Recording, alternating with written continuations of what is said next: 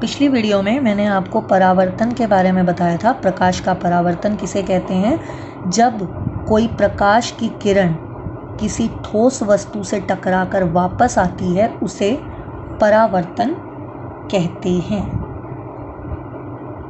ये किरण आई, टकरा करके वापस गई, टकरा करके वापस गई, तो ये क्या हुआ? प्रकाश का परावर्तन।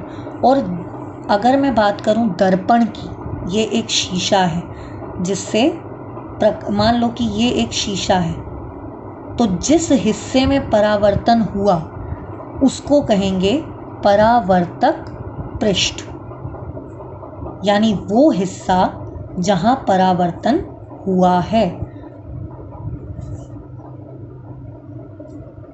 यानी वो हिस्सा जहां परावर्तन हुआ है उसे क्या कहेंगे? परावर्तक पृष्ठ कहेंगे।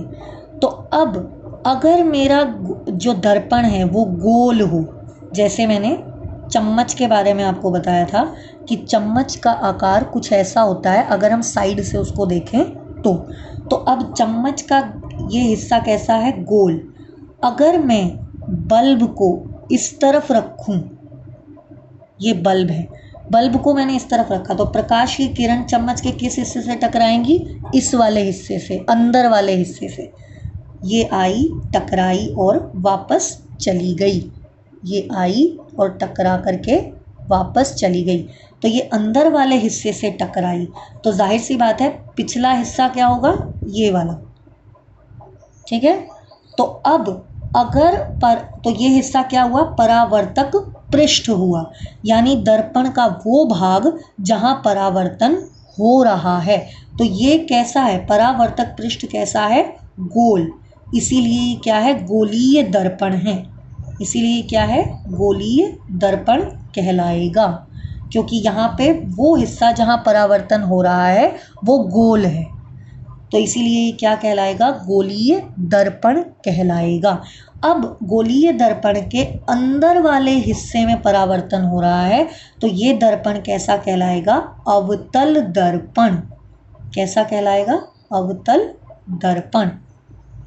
अगर मैं फिर से चम्मच को बनाऊं ऐसे करके और अब मैं कहूं कि प्रकाश इस तरफ है, बल्ब मेरा इस तरफ है, तो परावर्तन किस तरफ होगा? इस हिस्से में।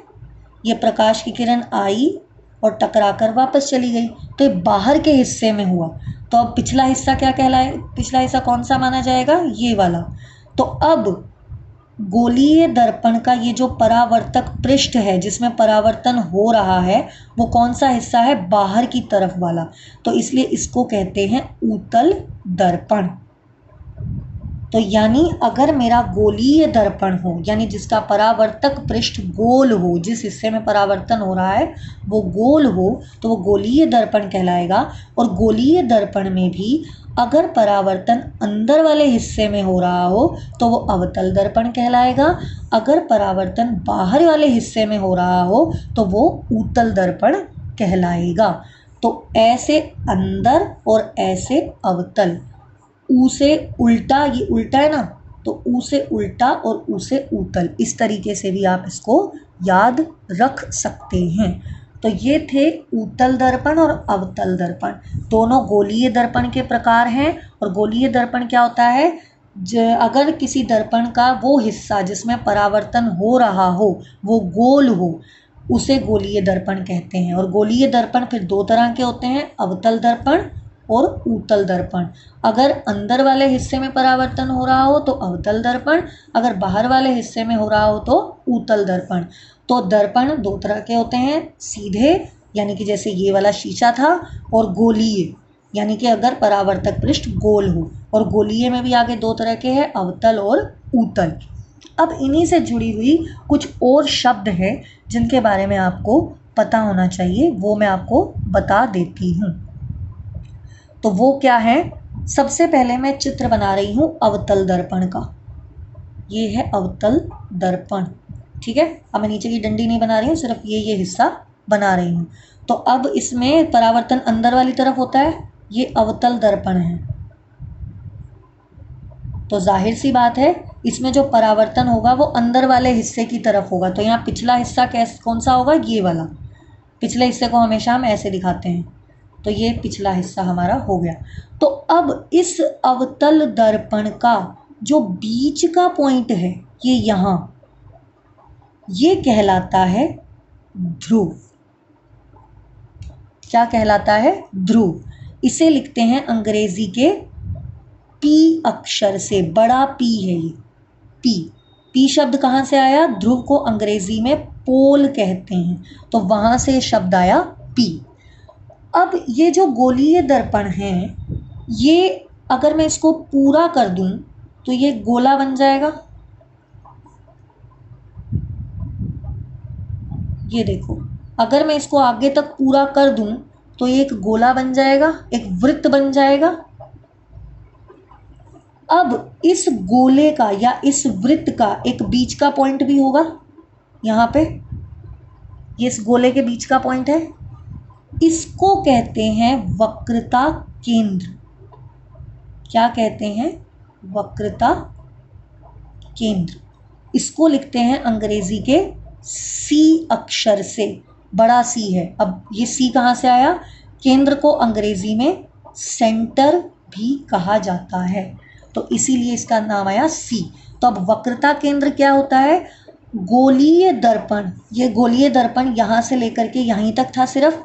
गोलीय दर्पण जिस गोले का हिस्सा है या जिस गोले का भाग है, जिस वृत्त का भाग है, उसके बीच के केंद्र को या बीच के पॉइंट को वक्रता केंद्र कहते हैं।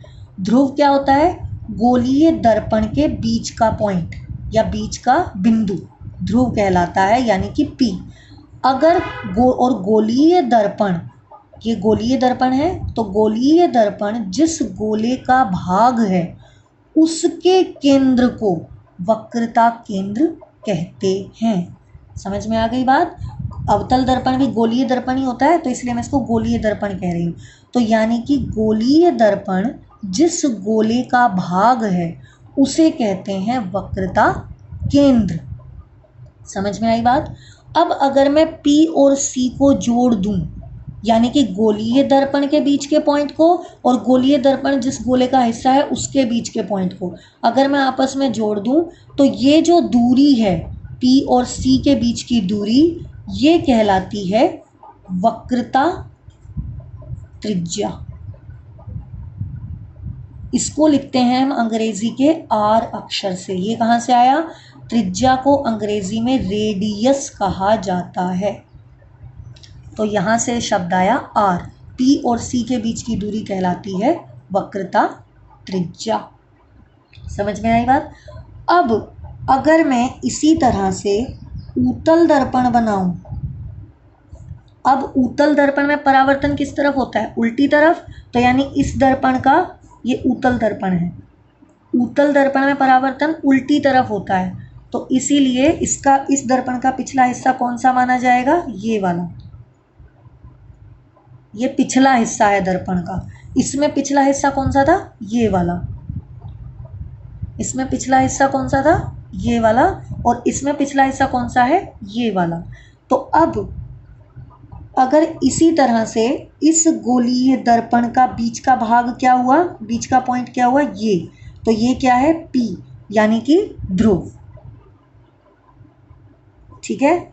और इसी तरह अगर मैं इस गोले को पूरा कर दूं तो ये कुछ ऐसा बन जाएगा, तो इसके बीच का पॉइंट क्या कहलाएगा? C, यानी कि वक्रता केंद्र। ठीक है। और अगर मैं इन दोनों को जोड़ दूं आपस में, तो ये P और C क्या कहलाएंगे? R, यानी कि वक्रता त्रिज्या। अब उत्तल दर्पण में और अवतल दर्पण में क्या अंतर है? इसमें जो वक्रता केंद्र है वो इसी तरफ है जिधर प्रकाश का परावर्तन होना है। अवतल दर्पण में प्रकाश का परावर्तन अंदर की तरफ होना है, तो वक्रता केंद्र भी अंदर की तरफ है। लेकिन उत्तल दर्पण में प्रकाश का परावर्तन बाहरी हिस्से में होना है, लेकिन वक्रता केंद्र उसकी पिछली तरफ है। तो अवतल दर्पण और उत्तल दर्पण में क्या अंतर है कि अवतल दर्पण का वक्रता केंद्र उसी तरफ है जिस तरफ परावर्तन होना है, लेकिन उत्तल दर्पण में वक्रता केंद्र उस तरफ है, परावर्तन जिस हिस्से में होना है उसकी उल्टी तरफ है या उसकी पिछली तरफ है, पिछले हिस्से में वक्रता केंद्र है, जबकि अवतल दर्पण में वक्रता केंद्र इस तरफ है। क्योंकि अवतल दर्पण में हम क्या मान के चले थे कि जो परावर्तन होना है यानी प्रकाश का टकरा कर जो वापस आना है वो अंदर वाले हिस्से में होगा, लेकिन उत्तल दर्पण में क्या था, प्रकाश का जो टकरा के वापस आना था वो बाहरी हिस्से में था। तो अवतल दर्पण में उसी तरफ वक्रता केंद्र है जिस तरफ परावर्तन होना है, जबकि उत्तल दर्पण में वक्रता केंद्र उस हिस्से के पिछली तरफ है जहां परावर्तन होना है। तो तुम्हें ध्रुव का पता चल गया, गोलीय दर्पण के बीच का पॉइंट, ये गोलीय दर्पण के बीच का पॉइंट। अब गोलीय दर्पण चाहे अवतल दर्पण हो चाहे उत्तल दर्पण हो, उस गोलीय दर्पण के बीच का पॉइंट क्या कहलाता है, P यानी कि ध्रुव। और गोलीय दर्पण जिस गोले का भाग है उस गोले के बीच का पॉइंट क्या कहलाता है, वक्रता केंद्र। और जब मैं P और C को यानी कि ध्रुव और वक्रता केंद्र को आपस में जोड़ती हूँ तो वो क्या कहलाती है, वक्रता त्रिज्या। बस अंतर क्या है अवतल और उत्तल दर्पण में कि अवतल दर्पण का वक्रता केंद्र उसी तरफ है जहां परावर्तन, जिस हिस्से में परावर्तन होना है, और जबकि उत्तल दर्पण में जिस हिस्से में परावर्तन होना है वक्रता केंद्र उसके पिछली तरफ है। इतनी बात समझ में आ गई? तो आज के लिए अभी इतना ही काफ़ी है। तो अभी इससे जुड़े हुए प्रश्नों की मैं फ़ोटो खींच के आपको भेज दूँगी।